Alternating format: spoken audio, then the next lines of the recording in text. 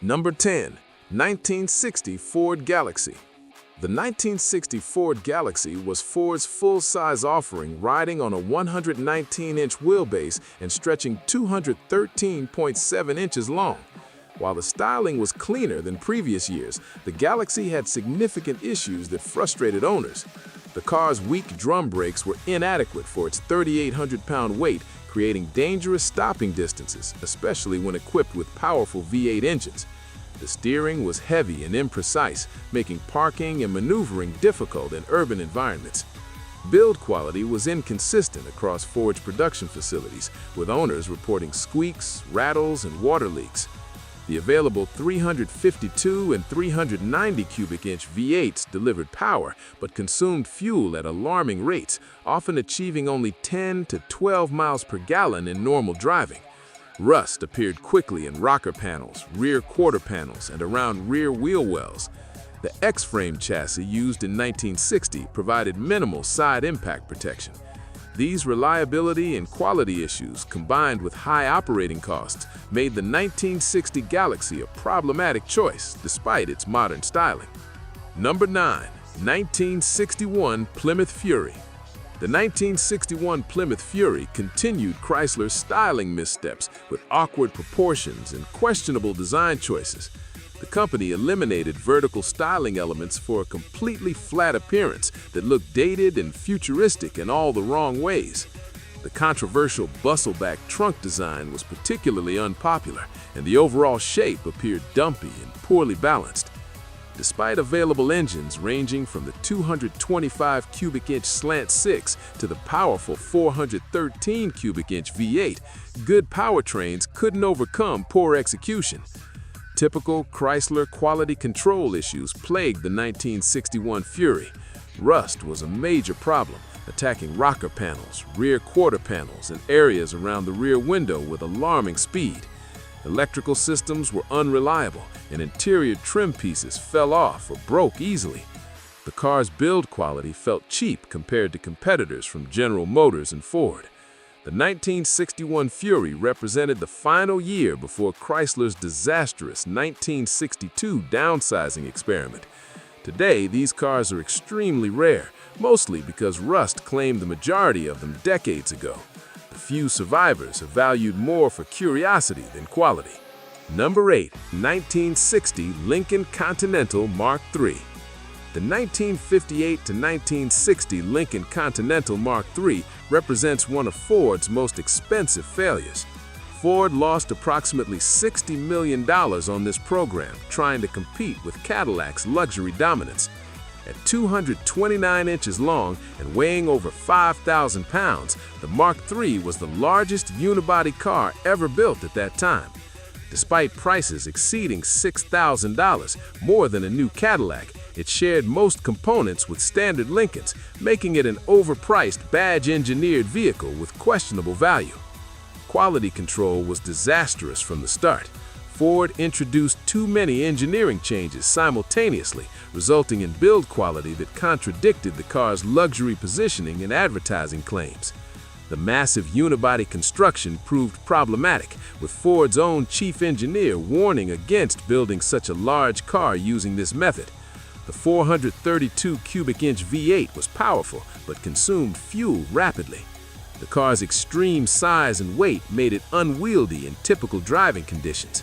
Ford's luxury market share collapsed from 18.4% in 1957 to just 13.4% by 1960.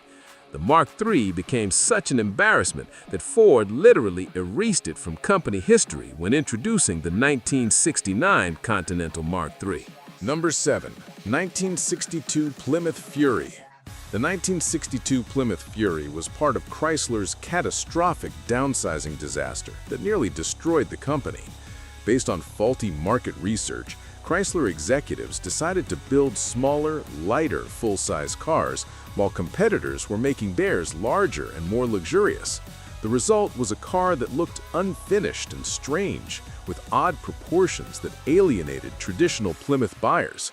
Sales collapsed as customers fled to better-designed competitors. Chrysler lost massive market share and required years to recover. Beyond terrible styling, the 1962 models suffered severe quality control problems. The new unibody construction had structural weaknesses, and bodies developed rust extremely quickly. Build quality was poor, with rattles, squeaks, and water leaks being universal complaints.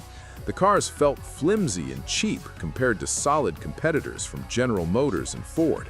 Mechanical reliability was questionable, with electrical problems and transmission failures plaguing many owners. Number 6. 1965 Chevrolet Impala. According to Consumer Reports' April 1966 reliability survey, the 1965 Chevrolet full-size V8 was rated as the most trouble-prone new car of that model year. This is shocking because Chevrolet in the 1950s had built some of the most reliable cars available. The 1965 Impala, despite being a sales success with over 1 million units sold, had significant quality control problems that affected owners. The redesigned model on the new perimeter frame had issues with build quality consistency. Common problems included electrical system failures, carburetor issues, and transmission problems, particularly with the Powerglide automatic.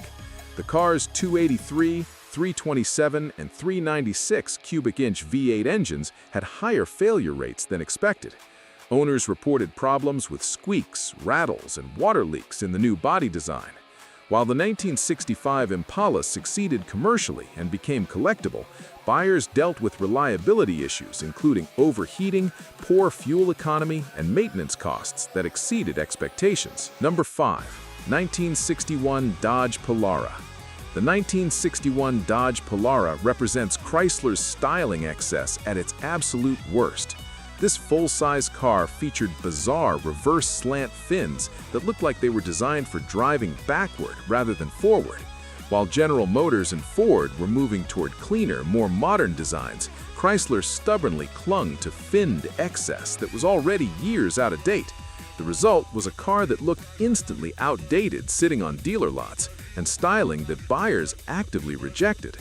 The Polara suffered from all of Chrysler's typical quality control problems multiplied by confused styling direction. Bodies rusted rapidly, especially around the massive and structurally complex tail fin areas. Electrical systems were notoriously unreliable. Cars developed squeaks and rattles almost immediately due to poor assembly quality. The dramatic styling meant expensive body panels that were difficult and costly to repair when damaged. These cars lost value faster than almost anything else on American roads as buyers rejected the excessive, outdated styling. The 1960 Mercury Monterey. The 1960 Mercury Monterey represented the end of Mercury's distinct identity as a brand. While Mercury reduced some late 1950s styling excess, the 1960 models still rode on a massive 126-inch wheelbase and weighed over 4,500 pounds. This substantial size translated to poor fuel economy, difficult parking, expensive maintenance, and high operating costs. Production reached only 154,000 units for all Mercury models combined, marginally up from 1959, but nowhere near competitive levels. After 1960, Mercury would shrink and become little more than a restyled, expensive Ford. Problems extended well beyond market positioning. The massive cars were expensive to operate, with high costs for tires, brakes, and consumables that wore out faster due to excessive weight. The 312, 383, and 430 cubic inch V8s were powerful, but consumed fuel rapidly. Build quality was inconsistent, with common complaints about electrical issues, power steering leaks, and trim pieces falling off. Number 3. 1960 Dodge Dart. The 1960 Dodge Dart created marketplace confusion that plagued Dodge for years. Despite being marketed as a cheaper alternative riding on Plymouth's 118-inch wheelbase, the Dart was still classified as full-size, though it was 7 inches shorter than Dodge's Polara and Matador models. This identity crisis made it difficult for buyers to understand what they were actually purchasing. While the Dart became Dodge's best seller for 1960, it established a precedent for confusion in Dodge's lineup.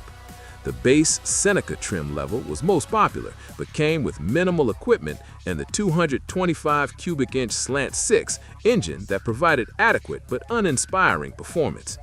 Build quality was typical for Chrysler products of this era, meaning rust issues in rocker panels, trunk floors, and around suspension mounting points were common and severe. The dramatic styling with prominent tailfins looked dated almost immediately as automotive design trends shifted toward cleaner lines. Station wagon variants looked particularly awkward and disproportionate. Number 2. 1960 Edsel. The 1960 Edsel wasn't just a failure, it was a complete disaster that killed an entire brand. Ford discontinued Edsel after producing only 2,846 units of the 1960 model, making it one of the shortest-lived nameplates in automotive history. By 1960, Ford had removed the controversial horse-collar grille, and the car looked nearly identical to the Ford Fairlane, completely eliminating any reason to buy one over a cheaper Ford. Ford lost over $250 million on the Edsel program, equivalent to over $2.6 billion in today's money. Build quality was terrible from day one. Dealers received cars with such poor assembly quality that they had to spend their own time and money making them presentable or even saleable. The cars were built on existing Ford and Mercury assembly lines with no Edsel-specific worker training, and the focus was on speed rather than quality. The standard 2-speed Milo-matic transmission was particularly problematic, receiving numerous customer complaints about sluggish shifts, jerky stops, and poor overall performance. Production ended November 19, 1959, just 5 weeks after the 1960 models officially went on sale. The Edsel remains the ultimate cautionary tale of automotive failure and poor quality control. Number 1. 1961 Chrysler Newport. Taking the number 1 spot is the 1961 Chrysler Newport, representing everything wrong with Chrysler's early 1960s design philosophy and execution. The Newport featured the same bizarre reverse slant fins as other 1961 Chrysler products, creating an appearance that looked dated the moment it arrived at dealerships. At a time when competitors were embracing clean, modern styling, Chrysler stubbornly doubled down on fins that buyers had already rejected. The Newport was positioned as Chrysler's entry-level full-size car, but its odd styling and serious quality issues made it a very tough sell.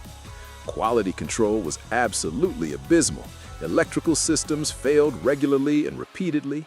Bodies rusted at an alarming rate, especially around those complex fin structures and in rocker panels. Assembly quality was inconsistent at best, with cars leaving factories with misaligned panels, loose trim, and numerous defects. The available 361 and 383 cubic inch V8 engines were reasonably reliable mechanically, but they couldn't overcome the car's fundamental quality and design problems. These cars depreciated rapidly as buyers fled to better designed, better built competitors from General Motors and Ford.